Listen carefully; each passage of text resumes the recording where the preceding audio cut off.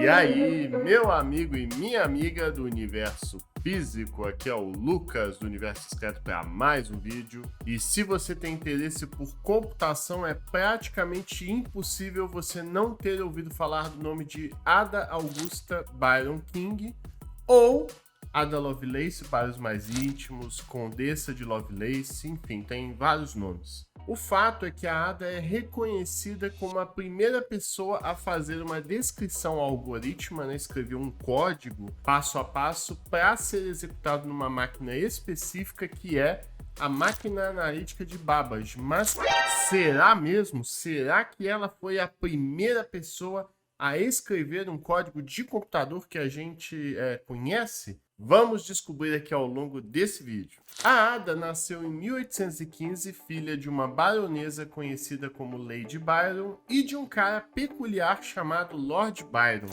Dizem que os opostos se atraem, mas no caso desses dois, não é bem o caso. O fato é que eles se casaram e separaram muito rápido. A Lady Byron sempre foi uma pessoa muito privada, muito no seu recinto, muito religiosa, uma pessoa que sempre gostou de dedicar o tempo aos estudos, enquanto o Byron era o completo oposto disso. Era um cara boêmio, um poeta conhecido em toda a Europa e gostava de causar, né? Um escândalozinho aqui, um escândalozinho lá, né? Então juntou esses dois aí, eles se casaram e o casamento não durou muito tempo.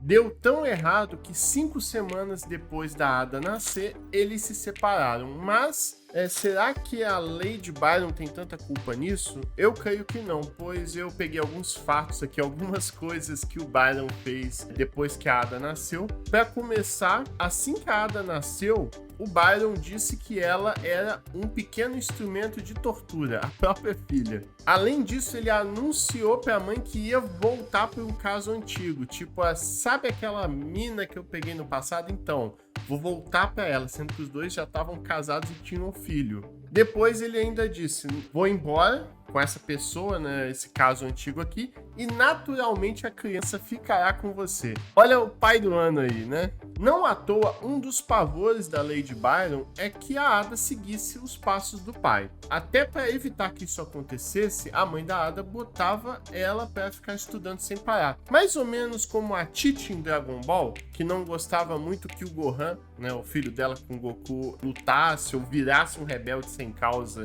igual ao pai. Então a Titi botava o Gohan para estudar sem parar. Então a mãe da Ada meio que fez a mesma coisa aí com a filha, para você não fazer as bagunças igual ao seu pai, então estuda. E talvez esse seja o único canal do mundo que achou alguma relação entre Ada Lovelace e Dragon Ball. Bom, como falamos, a mãe da Ada botou a filha para estudar, especialmente conteúdos que não tivessem tanta ligação assim com literatura ou poesia, para fugir um pouco da lembrança do Byron, o pai poeta aí. E dentro desses estudos, desses conhecimentos, um dos preferidos da mãe da Ada, que botava a filha para estudar, era a matemática. E até para auxiliar nesses estudos, né, aproveitando que a família tinha sustento, tinha grana, a Ada tinha muitos tutores. E muitos tutores famosos, dentre eles, Augustus de Morgan. Se você é da área assim, da matemática ou até da computação, você deve ter ouvido falar de De Morgan, pois o De Morgan era um cara que fundamentou boa parte da lógica e a álgebra do seu tempo. Se você estuda computação ou matemática, especialmente no começo ali do curso, a parte de demonstrações matemáticas, certamente você vai cair em alguma coisa que De Morgan propôs, ou alguma lei de De Morgan para fazer alguma derivação, alguma demonstração matemática. Outra personalidade sensacional do seu tempo, que foi tutora da Ada também, foi Mary Somerville. A Mary, ela foi uma estudiosa, ela escreveu muitas coisas de várias ciências. Eu até anotei aqui para não esquecer: astronomia, química, geografia, eletricidade, por aí vai. Outra coisa interessantíssima que a Mary Somerville fazia era traduzir obras complicadas. Aí talvez você pense, traduzir obra, né? Tipo, é só você sabe lendo, traduzindo, parece fácil, mas não era, pois a Mary Somerville, ela traduzia conteúdos muito específicos de física, tipo as obras do Laplace. Para você conseguir traduzir esse tipo de coisa, você tem que entender uma matemática muito complexa que não é para qualquer um, ainda mais naquele tempo, que não tem internet, videoaulas didáticas igual a gente tem hoje. Fora a questão de você saber diferentes idiomas para traduzir, então a Mary Somerville era sinistra também. Outro ponto muito interessante da Mary Somerville é que ela era uma espécie de divulgadora científica do seu tempo. Ela escreveu obras que ajudavam a popularizar e divulgar a ciência, dentre elas On the Connection of the Physical Sciences. Era uma obra que meio que compilava, pincelava os principais conhecimentos científicos de física, de ciências em geral daquela época, e essa obra inspirou inclusive a Ada. Então também ajudou a acender aquela chama ali científica na Ada. Apesar de tantos tutores, a vida da Ada não era fácil, pois, como eu expliquei para vocês, o pai dela abandonou muito cedo a família, ela tinha uma mãe super protetora que não deixava ela estudar, conhecer alguns conteúdos, por exemplo, de literatura e poesia, pois ela tinha horror que aquilo de alguma maneira inspirasse a ser parecida como o pai. Ela tinha que estudar pra caramba, né? Ela dedicava boa parte da vida aos estudos e, além disso, ela nasceu e sempre teve ao longo da vida muitos problemas de saúde, dentre eles o sarampo. Ela chegou a ficar muitos anos de cama por conta de sarampo. Então, será que com todas essas dificuldades ela conseguiria ir longe? De todos com que a Ada estudou, trabalhou, teve alguma espécie de uma mentoria, a sua parceria mais famosa foi com Charles Babbage. Talvez você não tenha ouvido falar de Charles Babbage, mas a gente considera hoje que ele é o pai do computador como conhecemos hoje, sabe? Um computador que você consegue programar tarefas gerais, tarefas específicas. Muitas vezes a gente associa o Turing com esse tipo de coisa, mas acredita-se que o Babbage até tenha mais relação em ser de fato o pai dos computadores e não exatamente o pai da ciência da computação, que é o caso do Turing. Além disso, o Babbage ele teve uma cadeira em Cambridge, que pode parecer que não é grande coisa, mas foi a mesma cadeira que outras personalidades como o Isaac Newton e o Stephen Hawking eles também tiveram.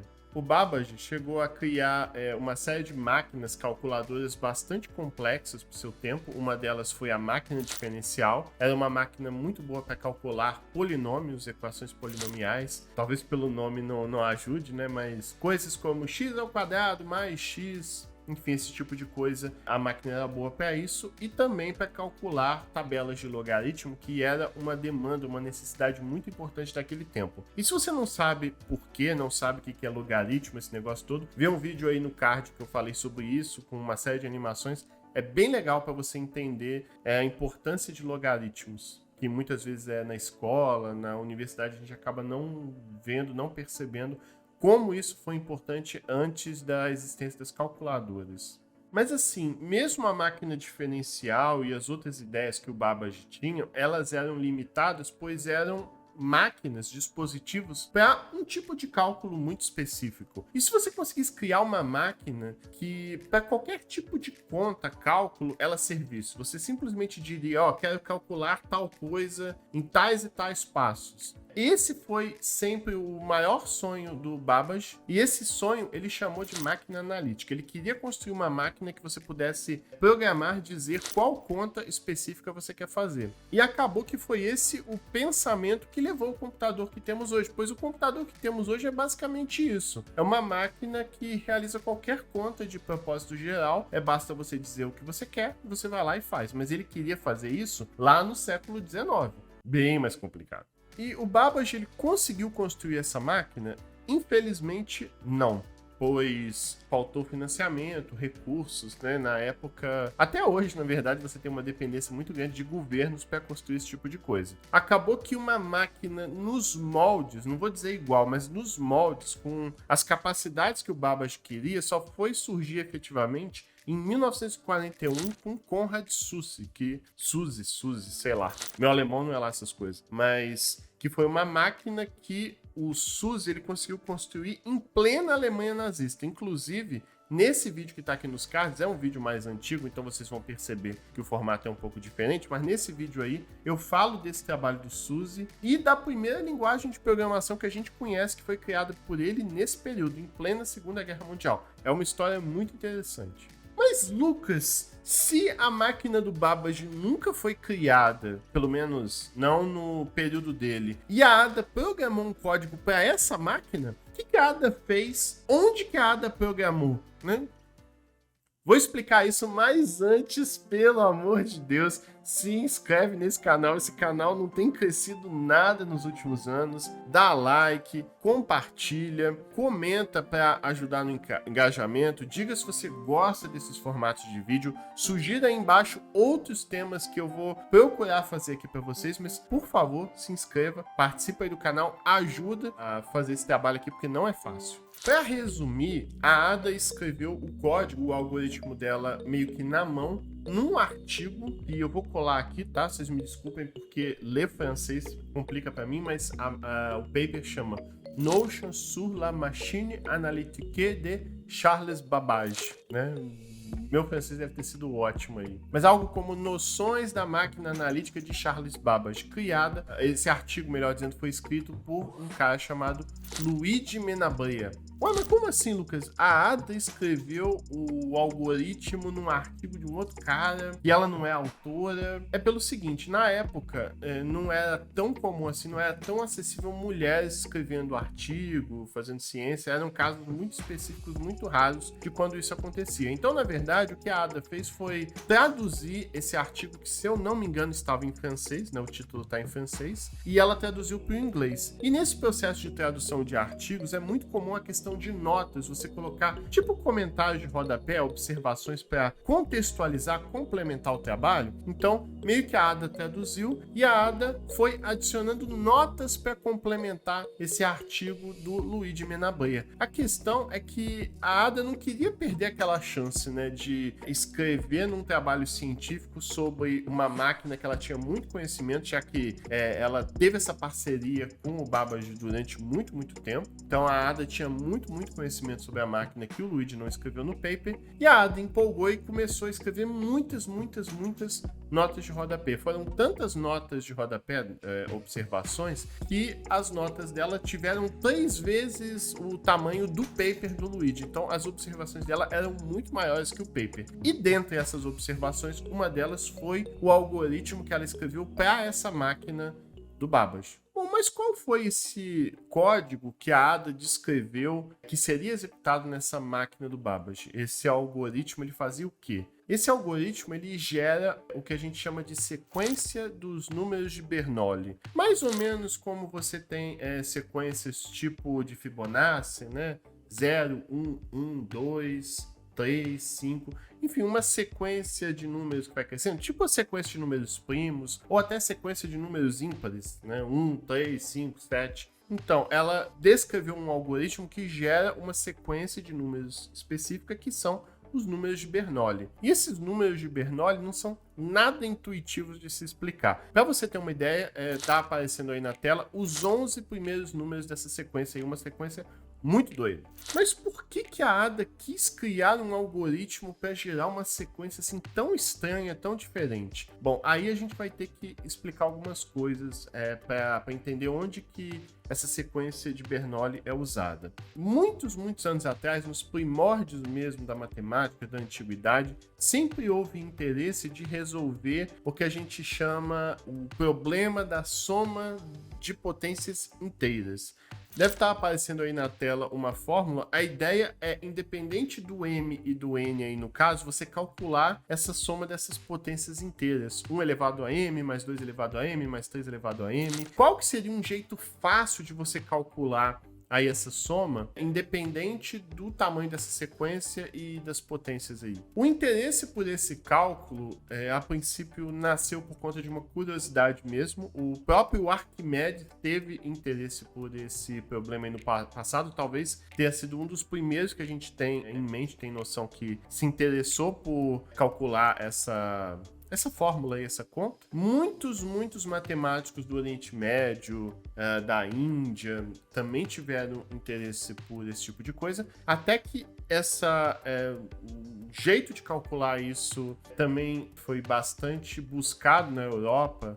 Pessoas como Pierre de Fermat, Blaise Pascal também tentaram dar contribuições. O ponto é que é um problema muito difícil de resolver. Todos esses matemáticos do passado, cada um deu uma contribuiçãozinha muito pequena para facilitar essa conta, mas mesmo com tantas sugestões aí de muitos matemáticos ao longo do tempo, essa conta continuava muito difícil de resolver, pouco intuitiva, até que chegou um cara chamado Jacob Bernoulli Bernoulli, que trouxe uma sugestão que aí envolve essa sequência de números dele, um jeito menos difícil de fazer esse cálculo. Continuava difícil para burro, mas comparado a tudo que veio antes, a sugestão dele até que era mais fácil. Vai complicar um pouco e vai perder muito o foco desse vídeo eu explicar como é que funcionava esse procedimento de calcular essa soma de potências aí. Mas para resumir, digamos que o procedimento dele era uma série de contas assim passo a passo que envolvia duas questões. A primeira questão é o triângulo de Pascal, né? Aquele triângulo que você tem vários números assim, vai crescendo formando tipo uma pirâmidezinha.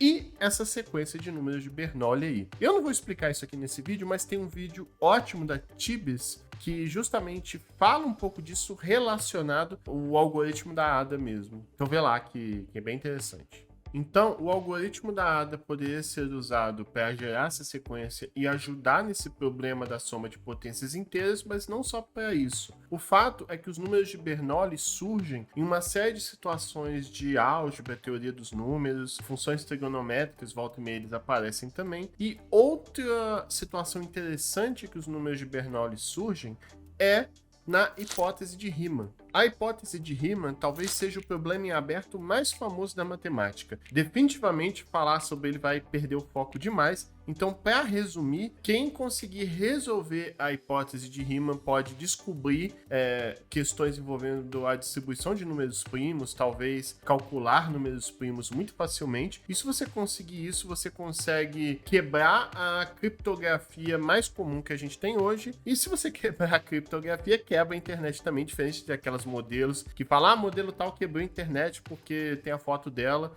Desse jeito você realmente quebraria a internet. De verdade. Inclusive, a Math Girl fez um vídeo falando da hipótese de Riemann, um vídeo muito legal focado nisso, eu também recomendo aí no card que você assista. Eu nem sei mais se cabe tantos cards, eu tô falando de vários cards aí, mas ver esse porque esse é bem interessante o vídeo que ela fez também. Mas, Lucas, por que a Ada escolheu fazer um algoritmo para gerar uma sequência tão obscura, tão complexa, tão pouco didática? Talvez seja para mostrar como a máquina do Babbage era útil, era relevante para resolver problemas muito complicados. A gente tem que lembrar que os papers científicos eles são voltados para uma comunidade de especialistas, de cientistas, e talvez a Ada quisesse demonstrar como a máquina poderia ser útil para resolver algo muito complicado, algo muito relevante para aquele tempo. Melhor do que, sei lá, mostrar um algoritmo simples para mostrar a sequência de números ímpares, que é uma coisa meio óbvia, talvez isso não trouxesse interesse da comunidade para viabilizar a máquina, pois eles queriam vender o peixe para que fosse construída a máquina do Babbage e assim dar andamento aos trabalhos. E finalmente, meus amigos, está aparecendo aí na tela o algoritmo que a Ada fez. Eu não vou conseguir passar por ele porque, querendo ou não, vai ficar um pouco chato, vai ficar pouco interessante, pois como a máquina do Babbage se baseia num conceito muito parecido com os cartões perfurados, acabava que o que a Ada fez no algoritmo dela foi descrever as operações relacionadas aos tipos de cartões que você tem que colocar. Por exemplo, para fazer essa operação tem que ser esse cartão aqui, para fazer aquela outra operação tem que ser esse outro cartão aqui. Mas do ponto de vista histórico é interessante perceber como que é elegante e refinada essa descrição da Ada, pois essa descrição desse algoritmo dela, você tinha uma espécie de um rastreio, você tem passo a passo o que está acontecendo, quais são as variáveis, ou seja, quais informações estão sendo carregadas ali, o que está acontecendo passo a passo, o que a máquina está salvando em memória, mais ou menos parecido com o que a gente chama de rastreio hoje em dia enquanto a gente estuda algoritmos. No mesmo vídeo da Tibes que eu mencionei, ela realmente vai passando etapa a etapa, linha a linha, para explicar um pouco melhor esse algoritmo. Senão, como eu queria meio que fazer uma descrição histórica da relevância desse algoritmo que a Ada fez, acabou que nesse vídeo eu não quis focar tanto nisso. Mas de repente, no futuro, né, a gente pode pensar em um vídeo onde eu realmente analiso linha a linha dessa tabela desse algoritmo para trazer aqui e explicar melhor para vocês. Agora, uma coisa muito interessante desse algoritmo que a Ada fez é que ele descreve pela primeira vez algo que a gente chama de loops. Loops são operações que a gente tem em programação quando a gente quer repetir uma sequência de tarefas, uma sequência de passos várias vezes. Para não ficar repetitivo, você, tipo, copiar e colar a mesma sequência de tarefas que você sabe que você vai fazer 50 vezes, 100 vezes, 200 vezes. Então a Ada descreveu no algoritmo dela maneiras de você simplesmente pedir para a máquina repetir uma sequência de operações várias e várias vezes. Pode parecer que isso não tem nada demais, mas na descrição da Ada isso facilitaria muito na questão dos cartões perfurados, pois já que você tinha que insere cartão, tira, põe e tal, teve alguns exemplos na descrição da Ada que é uma sequência de tarefas que você teria que realizar ações com esses cartões mais de 300 vezes. Com essa implementação dos loops da Ada, você passa a ter 3 cartões basicamente. Então facilita muito essa implementação, facilita muito a programação de hoje. E se você trabalha com programação e mexe com for, while, né, esse tipo de coisa, agradece aí a mamãe Ada que proporcionou esse tipo de coisa, esse tipo de ideia. Foi a primeira descrição que a gente conhece desse tipo de coisa. E agora chega o momento de quebrar o coração de vocês. A Ada foi a primeira pessoa programadora? Não! É uma baita discussão essa coisa da primeira pessoa programadora, mas é bem provável que tenha sido o Babbage mesmo. O fato é que antes da descrição da Ada ser publicada, que querendo ou não, a publicação da Ada foi a primeira, mas antes disso, o Babbage já tinha feito uma série de descrições, uma série de algoritmos para a própria máquina dele. Só que ele não publicou antes, a Ada publicou primeiro. E por que será que o Babbage já tinha tantas implementações e não publicou elas antes? É difícil saber o porquê, mas talvez uma das razões é que o Babbage estava compilando essas descrições algorítmicas dele para um livro, o livro History of the Analytical Engine. Acabou que em vida o Babbage não conseguiu publicar, acabou que o livro foi publicado depois pelo filho dele, mas talvez tenha sido por isso ou outra razão, não sabemos o porquê. E é meio esperado imaginar que o Babbage tenha sido o primeiro a escrever um código, um algoritmo para a máquina que ele mesmo criou, né? Pode parecer que isso diminui a imagem da Ada, mas não é o caso. Talvez tenha até um lado bom que nos ajuda a focar no que realmente é importante sobre ela, o papel que ela teve em influenciar na computação que conhecemos hoje. Em muitos aspectos, parece que a Ada conseguiu entender a máquina do Babbage melhor do que ele mesmo, né? Inclusive o potencial, onde ela chegaria de fato, onde chegou, né? O primeiro ponto que eu acho que ajuda a entender isso é que a descrição do algoritmo da Ada foi muito, muito melhor do que todas as outras descrições anteriores que o Babbage tinha feito. Eu acredito que isso, inclusive, influenciou na escrita de algoritmos para o próprio Babbage e para o futuro. Então, a descrição de algoritmo da Ada, ainda que não tenha sido a primeira, foi mais influente, trouxe uma série de notações que ajudaram a escrever algoritmos no futuro para máquinas específicas. Outro ponto é que a Ada parece que entendeu melhor o papel da programação, o paradigma de programação como conhecemos hoje. O fato é que a programação nos ajuda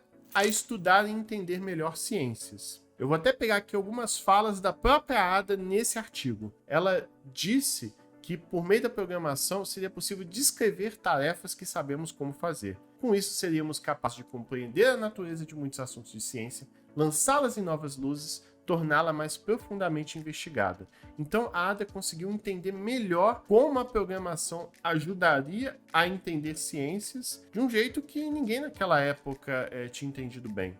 Programar permite explorar e entender melhor os assuntos. E o terceiro ponto importantíssimo é que a Ada foi a primeira pessoa no tempo dela a entender que computadores eram mais do que só cálculos ou matemática. A Ada, no artigo, chegou a dar exemplos, inclusive, de computadores que poderiam interpretar informação para, inclusive, gerar peças elaboradas de música, tipo partituras e tal. E ninguém, antes da Ada, tinha conseguido pensar que computadores poderiam fazer esse tipo de coisa. Sabe, ela conseguiu visualizar algo que só muito, muito tempo depois outras pessoas foram perceber também. Então, talvez a figura da Ada tenha sido muito influente nesse quesito de entender que computadores poderiam ter um propósito geral muito mais amplo do que só matemática. E talvez tenha sido uma das contribuições mais importantes que ela deu. Mais até do que essa questão de, foi a primeira pessoa programadora.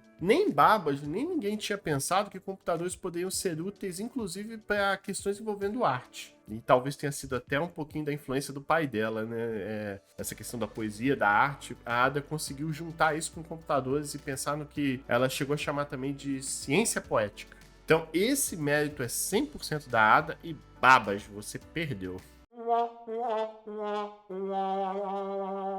Todas essas limitações que eu falei, porque se a Ada, o Babbage, o pessoal tivessem acesso àquela máquina naquele tempo, imagina quão longe eles poderiam chegar. Fora as próprias questões da Ada, né? A Ada... a sociedade naquela época não dava tanta abertura para mulheres trabalharem com ciência. No caso, a Ada era casada, teve 3 filhos e ela tinha meio que, especialmente naquela época, né, a obrigação, o papel de cuidar daqueles filhos. Então, tudo isso limitou bastante ela, inclusive as questões de saúde, que continuaram gerando problemas, até o ponto que a Ada faleceu aos 36 anos, provavelmente de câncer de útero. Já parou para pensar o quão longe ela poderia ter chegado se tudo fosse mais acessível, se ela tivesse vivido mais, se o acesso à ciência às mulheres na época fosse mais facilitado? Poderia ter ido muito além. Já conseguiu ir muito longe. Imagina se não fossem todas essas barreiras. Talvez tenha sido essa relação entre a matemática e a literatura, poesia, arte que vieram de mãe e pai, tenham permitido que a Ada pudesse visualizar a importância dos computadores no futuro. Tudo isso é bem interessante, bem simbólico, considerando que o último pedido dela foi de ser enterrada ao longo do seu pai. O seu pai que ela não chegou a conhecer em vida. Nem por isso não deixou de ser uma inspiração muito grande para ela, para entender a importância dos computadores. Então, eu acho a história da Ada muito interessante, muito riquíssima, que nos influencia, né, que nos incentiva e tal, até hoje. Talvez a gente não devesse se perder tanto nesses detalhes de a primeira pessoa programadora e pensar nesse aspecto de quão longe a Ada conseguiu ver a importância dos computadores naquele tempo. E no mais é isso, eu espero que você tenha gostado, espero que você tenha achado esse vídeo interessante, uma descrição não tão conhecida, não tão popular assim da Ada. Então não deixe de curtir, compartilhar, se inscrever no canal, mandar um pix aí que nos ajuda a continuar produzindo esse conteúdo aqui para vocês. E é isso, valeu e muito obrigado!